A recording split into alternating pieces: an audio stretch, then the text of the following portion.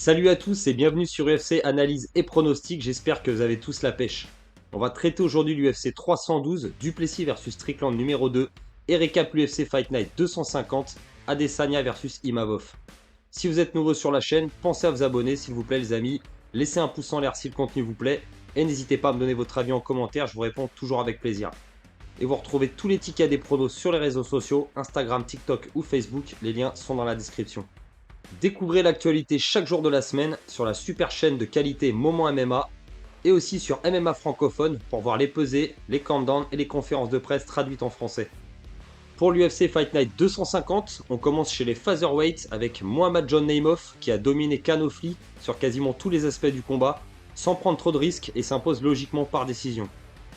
Ensuite, catégorie lightweight, le français Fares Ziam qui a remporté une 5e victoire d'affilée et méritée par décision face à l'américain Mike Davis. Après avoir fait la guerre pendant 3 rounds, il a montré une défense au sol très solide et il a réussi à imposer son jeu au fur et à mesure que le combat se déroulait. Après, catégorie bantamweight, le brésilien Vinicius Oliveira s'est montré à nouveau très dominant dans les rounds 2 et 3 face à un Saïd Nurmagomedov qui n'avait qu'un seul round de cardio dans les pattes. Il avait pourtant bien débuté le combat avec son striking, mais il a gaz out après les 5 premières minutes qui étaient au final très intenses. Victoire donc logique pour le brésilien par décision unanime. Ensuite, catégorie heavyweight, le rythme est redescendu de 10 étages. Sergei Pavlovich est resté timide et a dominé avec quelques frappes et du contrôle au sol, sans s'engager plus que ça. Jairzinho, quant à lui, il était tétanisé par la puissance du russe. Un combat vraiment décevant au final alors qu'il promettait de la brutalité sur le papier. Après, en co-main event, Sharapoutin Magomedov s'est retrouvé comme Kevin Holland avant lui, sans solution face au style fuyant de MVP. Je pensais bien qu'il aurait des problèmes de distance, mais je le voyais capable quand même d'accélérer dans les rounds 2 et 3, chose qu'il n'a malheureusement jamais faite. Combat assez ennuyant au final, loin de l'affrontement entre super strikers auquel je m'attendais. Et en main event, Nassourdine Imavov a réussi l'exploit de battre l'ancien champion Israel Adesanya par finish. Je pensais que c'était possible pour notre français de réussir à terminer le combat avant la limite, même si je penchais plus sur une décision. Nassour, il a tout de même perdu le premier round, mais il a su faire les ajustements nécessaires dans le deuxième, grâce au conseil de son coach Nicolas Haute, et il rentre dans le top 3, donc impatient de savoir si son prochain combat sera pour la ceinture ou pas. On termine du coup à 3 sur 6 pour les pronos, un événement rempli de surprises. Un seul favori a remporté son combat, Sergei Pavlovich. Je pensais que Rozenstruik pourrait faire mieux que ce qu'il a proposé, mais il était vraiment trop hésitant face à la puissance du russe. J'avais aussi un peu de mal à croire dans les qualités de Fares Ziam, je dois l'avouer, qui au final il a su montrer un niveau au sol en nette progression. Et grosse déception pour Sharapoutin, qui a finalement montré que ses limites face à un autre striker de niveau mondial. L'UFC 312, Duplessis versus Strickland numéro 2 se tiendra le 8 février, dans la nuit du samedi au dimanche, et on retrouve 5 combats à la carte principale. On retrouve en premier combat catégorie welterweight Jake Matthews contre Francisco Prado. Matthews, il est australien, il a 30 ans, 20 victoires pour 7 défaites. Sur les 20 victoires, on a 5 finishes par KO technique, 8 soumissions et 7 décisions. Pour ces 7 défaites, il a perdu une fois par KO, 3 fois par soumission et 3 fois par décision. Son dernier combat, c'est une victoire par décision unanime contre Philippe Rowe, c'était à l'UFC 302 au mois de juin 2024. Il est donc opposé à Francisco Prado.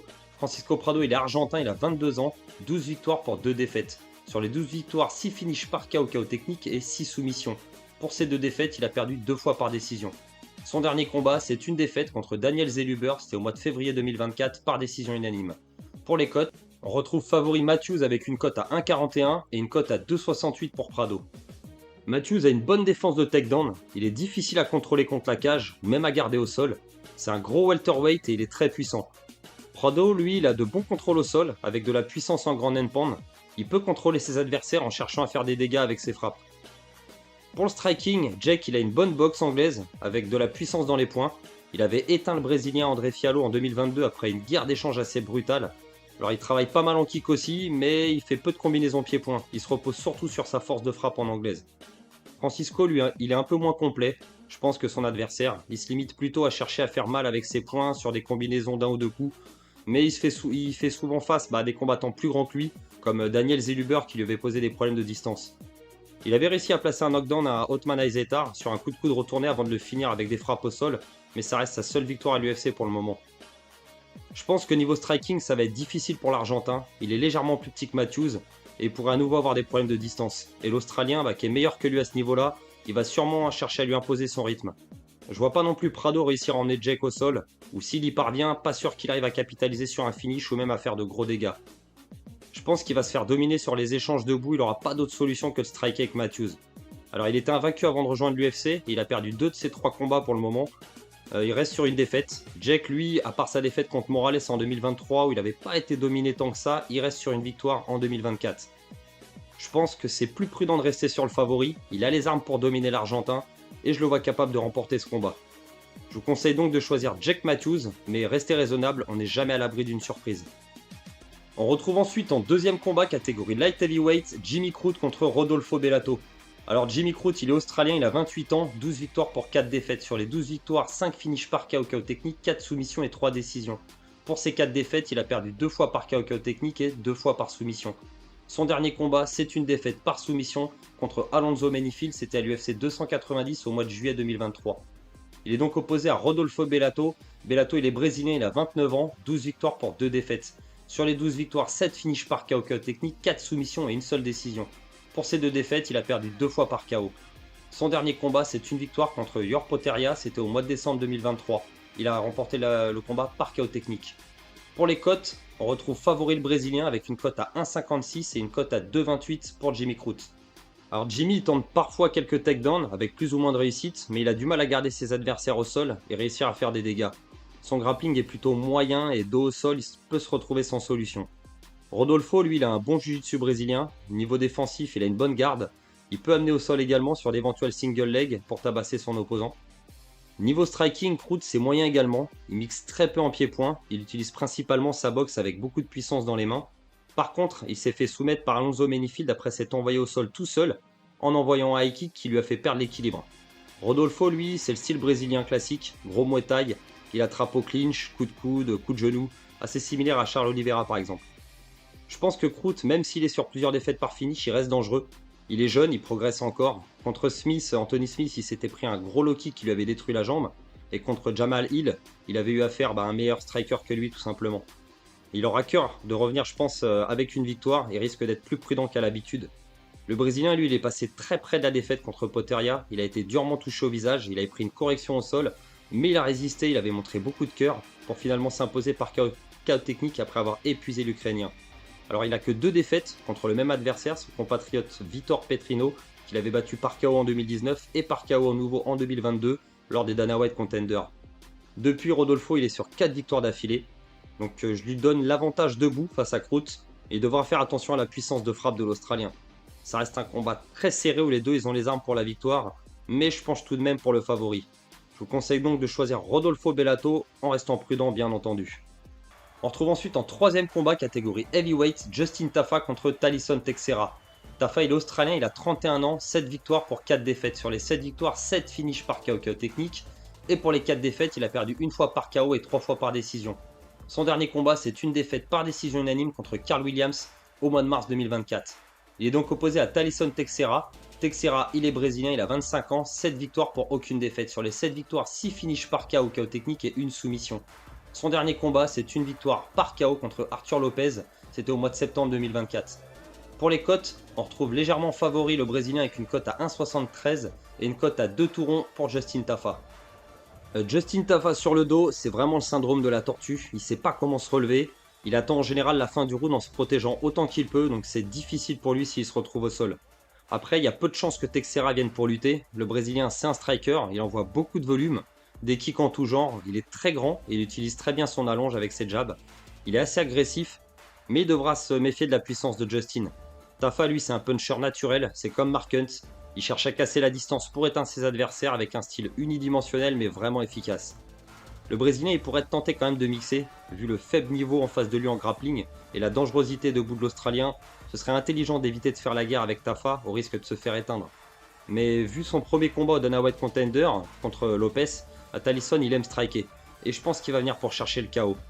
Il peut réussir à battre Justin debout, en le noyant sous son volume, mais Teixeira il a beaucoup moins d'expérience que Tafa à l'UFC et ça pourrait être un avantage aussi pour Justin. Alors avec les poids lourds, tout peut se finir en un seul coup, et les cotes sont quand même très serrées, donc surtout avec 2 strikers de ce niveau-là, c'est risqué, mais je vous conseille de choisir Justin Tafa pour tenter éventuellement un simple sur sa cote, et en espérant un finish par KO. Et on retrouve ensuite en co-main event, combat pour la ceinture strawweight entre la championne Weili Zhang et Tatiana Suarez. Alors Weili Zhang, elle est chinoise, elle a 35 ans, 25 victoires pour 3 défaites. Sur les 25 victoires, 11 finishes par KO ou KO technique, 8 soumissions et 6 décisions. Pour ces 3 défaites, elle a perdu une fois par KO technique et 2 fois par décision.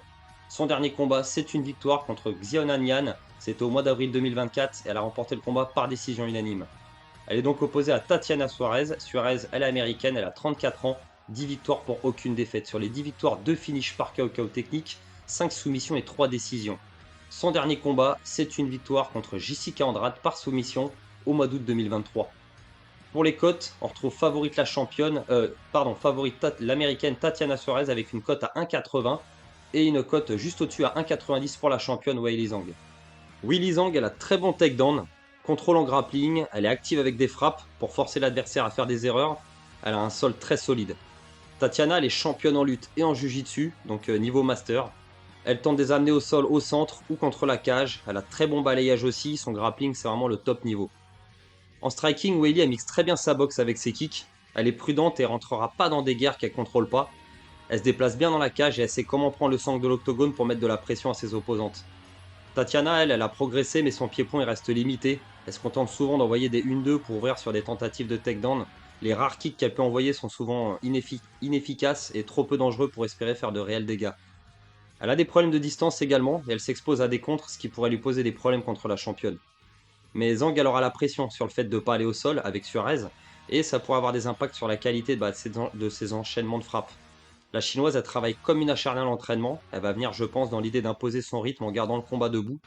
Suarez, elle va comme à son habitude chercher à lutter et forcer garder Zhang et rester dos au sol. Elle a déjà battu 3 anciennes championnes, Alexa Grasso, Carla Esparza et Jessica Andrade, et elle paraît inarrêtable. Elle a par contre eu une absence de 4 ans entre 2019 et 2023 et son dernier combat face à Andrade y remonte à presque 2 ans déjà. Zhang elle a défendu sa ceinture à 2 reprises dans des combats assez disputés. Elle s'était fait un peu malmener debout contre Xiaonan Yan et elle avait intelligemment mixé avec la lutte pour remporter le combat. La championne, elle est intelligente et bien entourée avec une bonne équipe. Je pense qu'elle va venir avec un game plan full striking, mais elle arrivera-t-elle à rester debout contre la talentueuse Tatiana? Si l'américaine elle parvient à emmener Weili au sol, je pense que ça deviendra compliqué pour la chinoise. Néanmoins, je pense que l'expérience et ses nombreux combats en synchro, ils ont donné l'expérience nécessaire à la championne et qu'elle saura s'imposer contre Suarez et lui infliger sa première défaite en carrière. Je vous conseille donc de choisir Weili Zhang, mais attention, les combats catégorie strawweight y réservent souvent des surprises. Et on retrouve en main event combat pour la ceinture middleweight entre le champion Dricus du Plessis et l'américain Sean Strickland. Dricus du Plessis vient d'Afrique du Sud, il a 31 ans, 22 victoires pour 2 défaites. Sur les 22 victoires, 9 finishes par KO ou KO technique, 11 soumissions et 2 décisions. Pour ces 2 défaites, il a perdu une fois par KO et une fois par soumission. Son dernier combat, c'est une victoire contre Israel Adesanya à l'UFC 305 au mois d'août 2024 par soumission. Il est donc opposé à Sean Strickland. Sean Strickland, il est américain, il a 33 ans, 29 victoires pour 6 défaites. Sur les 29 victoires, 11 finishes par KO ou KO technique, 4 soumissions et 14 décisions. Sur ces 6 défaites, il a perdu 2 fois par KO technique et 4 fois par décision. Son dernier combat, c'est une victoire par split decision contre Paulo Costa à l'UFC 302 au mois de juin 2024. Pour les cotes, on retrouve favori le champion Dricus du Plessis avec une cote à 1,44 et une cote à 2,58 pour Sean Strickland. Dricus, il a des takedowns puissants, mais parfois tentés de façon assez hasardeuse. Il a un grappling efficace et il place souvent l'étranglement arrière après avoir pris le dos de ses adversaires. Sean, il a une défense contre les amener au sol niveau expert, il sait comment se relever sans s'exposer à des soumissions ou sans subir de grosses frappes. La boxe de Dricus reste parfois un mystère pour ses adversaires, comme ce jab qui avait sonné l'ancien champion Robert Whittaker. Alors beaucoup de déchets certes, mais compensé par un volume et une grosse puissance pour un middleweight. Il a de bons kicks et il mixe bien les enchaînements pieds-points, mais dans un style vraiment peu académique, ce qui gêne et surprend souvent ses adversaires.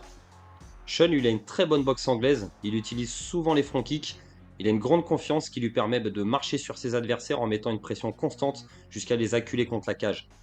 Mais sa façon de combattre, elle a déjà été stoppée net par Alex Pereira. Jared Cannonier lui avait aussi posé des problèmes également. Et Dricus, il avait su tirer profit de les défauts de l'américain lors du premier affrontement. On a vu Du Plessis avoir beaucoup de mal contre Adesanya dans les 3 premiers rounds avant de trouver la solution dans le 4ème. Donc il peut être dominé mais trouver tout de même le finish. Je pense que Strickland il va tenter cette fois de mettre plus de pression que dans le premier combat et essayer d'imposer son style habituel, mais je suis pas certain que ça fonctionne réellement. Dricus, il avait réussi plusieurs takedowns, il avait obligé Sean à se méfier et à dépenser beaucoup d'énergie pour se relever. Ça lui avait permis de toucher durement l'Américain qui avait fini le visage recouvert de sang. Duplessis, il avait pris cher aussi, mais il semblait pas atteint par les nombreux coups qu'il avait reçus. Les deux, ils ont un très bon cardio, mais les menaces de takedown seront toujours présentes et Sean, il devra à nouveau passer du temps à défendre et perdra sûrement les rounds cruciaux dos au sol ou contre la cage, ne réussissant pas à imposer sa boxe à un Dricus déterminé, je pense, à le battre de manière claire et sans aucun doute cette fois-ci. Je vous conseille donc de choisir Dricus Duplessis, je pense que ça reste le choix le moins risqué. Voilà, on en a terminé et comme toujours, j'espère que ces pronos vont être les bons et qu'il ne va pas y avoir de changement sur la carte principale. Si jamais cela arrive, vous retrouverez les pronos en commentaire épinglé. On se retrouvera la semaine prochaine pour traiter l'UFC Fight Night 251, Cannonier versus Rodriguez. On aura également présent Calvin Kattar contre Youssef Zalal, ou encore Edmen Shabazian, Ismaël Bonfim et Rodolfo Vieira. Il me reste plus qu'à vous dire de faire très attention avec les paris sportifs, c'est dangereux et risqué. Jouez toujours de façon ludique et réfléchie, de l'argent que vous pouvez vous permettre de perdre. C'est bien entendu interdit aux moins de 18 ans. Si jamais vous êtes en détresse d'argent, n'hésitez pas à appeler le numéro qui est affiché à l'écran pour vous faire aider. Sur ce, je vous souhaite une excellente soirée. Je vous dis à la semaine prochaine. Ciao à tous.